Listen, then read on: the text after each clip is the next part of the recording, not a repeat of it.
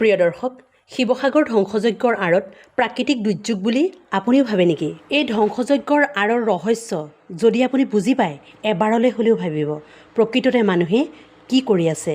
প্ৰথমে মুখ্যমন্ত্ৰীকে ধৰি সকলোৱে ভাবিছিল নাগালেণ্ডত ডাৱৰ বিস্ফোৰণ হৈছে, যাৰ ফলত শিৱসাগৰত ইমান পানী হ'ল। কিন্তু ইণ্ডিয়ান মেট্ৰলজিকেল ডিপাৰ্টমেণ্ট অৰ্থাৎ IMDয়ে এইটো কথা স্পষ্ট কৰিছে যে নাগালেণ্ডত কোনো ডাৱৰ বিস্ফোৰণ হোৱা নাই। যিটো ঘটনাক ডাৱৰ বিস্ফোৰণ বুলি কৈ প্ৰাকৃতিক দুৰ্যোগৰ নাম দি কেইজনমানে হাত সাৰিব খুজিছিল, কিন্তু সেইটো সম্ভৱ নহ'ল।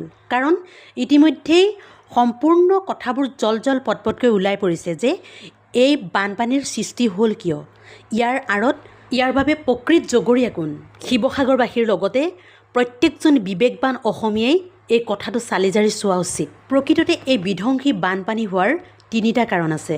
এটা হৈছে প্ৰবল বৃষ্টিপাত, একেৰাহে 10-15 ঘণ্টা বৰষুণ দিছে। দ্বিতীয়তে অসমৰ বহু ব্যৱসায়ী, মাফিয়া, মন্ত্ৰী, MLA ইত্যাদিয়ে নাগালেণ্ডখন লুটি পুতি আদায় কৰিছে।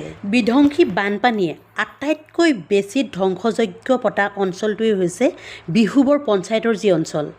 সেই বিহুবৰ অঞ্চলতেই অবৈধ কয়লা আনি জমা কৰি ৰাখে। বছৰ বছৰ ধৰি নাগালেণ্ডৰ পাহাৰবোৰত অবৈধভাৱে কয়লাৰ খনন কাৰ্য চলি আছিল। ডাঙৰ ডাঙৰ পাহাৰবোৰৰ পৰা কয়লা খান্দি খান্দি খান্দি সেইবোৰৰ তলখন একেবাৰে বৃহৎ অংশ ফোপোলা কৰি পেলালে। এটা পাহাৰৰ তলত এটা হ্ৰদৰ সৃষ্টি হৈছে। দেখাত কিন্তু পাহাৰটো ঠিকেই থিয় হৈ আছে, কিন্তু ভিতৰখন একেবাৰে খোলা, তাত গোটেই পানী জমা হৈ আছে। 10-15 ঘণ্টা যেতিয়া একেৰাহে বৰষুণ দিছিল, সেই বৰষুণৰ পানীৰ লগতে সেই হ্ৰদৰ পানীবোৰ, যিবোৰ বছৰ বছৰ ধৰি অবৈধভাৱে কয়লা খনন কৰি যিবোৰ গাঁতৰ হ্ৰদৰ সৃষ্টি কৰি থৈছিল, সেই পানীবোৰ একেলগে বাগৰি অহাৰ কাৰণেই আজি শিৱসাগৰত এনে বিধ্বংসী বানপানীৰ সৃষ্টি হ'ল। ইয়াৰ উপৰি নাগালেণ্ডৰ পৰা যিবোৰ নদী অসমলৈ বাগৰি আহিছে, তাৰ মোহনাৰ পৰা অৰ্থাৎ তাৰ মুখৰ পৰা গোটেই শিলগুটিবোৰ আমাৰ যেতিয়া 37 নং ৰাষ্ট্ৰীয় ঘাইপথটো বনাই আছিল তালৈ লৈ আহিছিল, আৰু পাহাৰবোৰ কাটি কাটিও মাটিবোৰ তালৈ লৈ আহিছিল। পাহাৰবোৰততো ইতিমধ্যে গছ গছনি নাইকিয়াই কৰি পেলাইছে কাটি কাটি।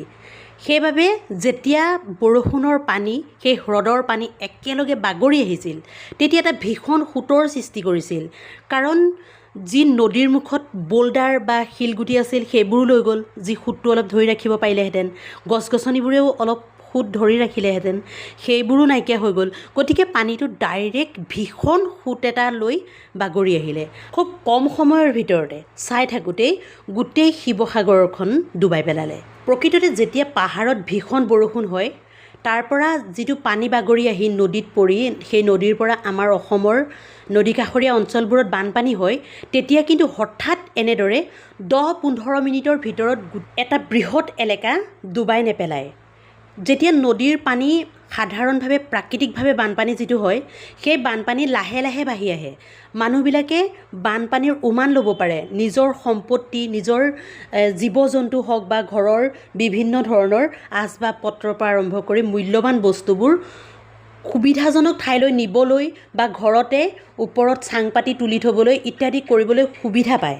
কিন্তু নাগালেণ্ডৰ পৰা যিটো পানী হঠাৎ বাগৰি আহিল, সেই পানীটোৰ পৰা মানুহে নিজকে প্ৰটেকশ্যন দিব পৰা নাই। ঘৰ দুৱাৰ, মূল্যৱান সা সম্পত্তি, পশুধন, গাড়ী মটৰ ইত্যাদিৰ কথা চিন্তা কৰিবলৈতো আহৰি নায়েই, আনকি মানুহে নিজৰ জীৱনটোকে সংকটত পেলাই দিছে। বহু লোকৰ মৃত্যু হৈছে। গতিকে ইয়াক প্ৰাকৃতিক দুৰ্যোগৰ নাম দি ভুল নকৰিব। ইয়াৰ বাবে অসমৰ কেইজনমান ব্যক্তিহে জড়িত হৈ আছে।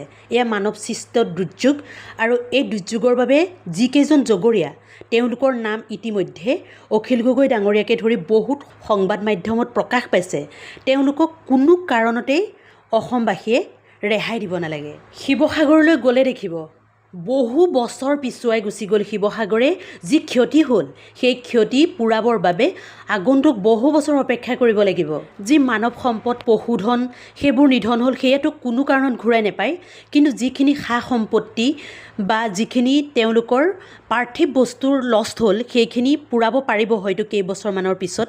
কিন্তু যিখিনি আত্মীয় স্বজন, পশুধন এই বানপানীয়ে নোহোৱা কৰিলে, সেইখিনিতো আৰু কোনো কাৰণত ঘূৰাই নাপায়। গতিকে তেওঁলোকক কিয় ৰেহাই দিম? যিসকলে নিজৰ স্বচক্ষে দেখিছে তেওঁলোকেহে বিশ্বাস কৰিব পাৰিব। কেনেকুৱা এটা বৃহত্তৰ অঞ্চলৰ সম্পূৰ্ণ শূন্য হৈ গৈছে। ঘৰ দুৱাৰ, ঘৰৰ ভিতৰত থকা সা সম্পত্তিবিলাক, গাড়ী মটৰবিলাক, পথাৰ ঘৰ ইত্যাদি সম্পূৰ্ণৰূপে ধ্বংস হৈ গৈছে। পশুধনৰ কথাটো ক'বই নালাগে। এঘৰ মানুহৰে 55জনী জাৰ্চি গাইৰ ভিতৰত মাত্ৰ 5জনী নে 6জনীহে বাচিলে। একোজনী জাৰ্চি গাইৰ মূল্য 1 লাখৰ পৰা 1,20,000 টকালৈকে। তেনেহ'লে ভাবকচোন সেই ঘৰ মানুহত কিমান কোটি টকা নষ্ট হৈ গ'ল। কিন্তু যদি এতিয়া আমাৰ অসমবাসী লোক সজাগ নহয়, তেনেহ'লে এই মহাপ্ৰলয় যি কাৰণত আহিছিল, অৰ্থাৎ যিসকল ব্যক্তি ইয়াৰ আঁৰত জড়িত হৈ আছিল, তেওঁলোকেতো ইয়াৰ আগতে চহকী হৈয়ে আছিল। আৰু এতিয়া মহাপ্ৰলয় আহিলে শিৱসাগৰ পুনৰ নিৰ্মাণ হ'ব। পুনৰ নিৰ্মাণ কাৰ্যও সেইসকল ঠিকাদাৰ, সেইসকল ব্যৱসায়ী, সেইসকল মন্ত্ৰী এম এল এ কৰিব, যাৰ ফলত তেওঁলোক আৰু ধনী হৈ যাব। কিন্তু যিসকল শিৱসাগৰৰ অৰিজিনেল খাটি খোৱা মানুহ, তেওঁলোকৰহে বিপদ। তেওঁলোকৰ যি আত্মীয় স্বজন, পশুধন, ঘৰ বাৰী নষ্ট হ'ল, সেয়াটো কোনো কাৰণত তেওঁলোকে আনৰ পৰা নাপায়। বহুতেই সাহাৰ্য দিছে, চাউল এমুঠি, দাইল এমুঠি, কাপোৰ দুটুকুৰা বা কিবা এটা দিছে। কিন্তু তেওঁলোকৰ ঘৰৰ যিমানখিনি সম্পদ নষ্ট হ'ল, যি আত্মীয় স্বজনৰ মৃত্যু হ'ল, সেইখিনি কোনোকালে কোনেও পূৰাই দিব নোৱাৰে। চৰকাৰেও যিমান অনুদান দিলেও সেয়াই তেওঁলোকৰ ক্ষতি কেতিয়াও পূৰণ নহয়। গতিকে শিৱসাগৰবাসীৰ লগতেই গোটেই অসমবাসীয়ে সজাগ হ'ব লাগিব। নহ'লে কালি শিৱসাগৰত এই ঘটনা হৈছে, কাইলৈ হয়তো আমাৰ লগতো হ'ব পাৰে। গতিকে ইয়াৰ আঁৰত থকা মূল কালপ্ৰিট কেইজনক বিচাৰি উলিয়াই উপযুক্ত শাস্তি প্ৰদান কৰিবই লাগিব। প্ৰিয় দৰ্শক, আজিলৈ ইমানেই। ভিডিঅ'টো সম্পূৰ্ণ চোৱাৰ বাবে ধন্যবাদ জনালোঁ।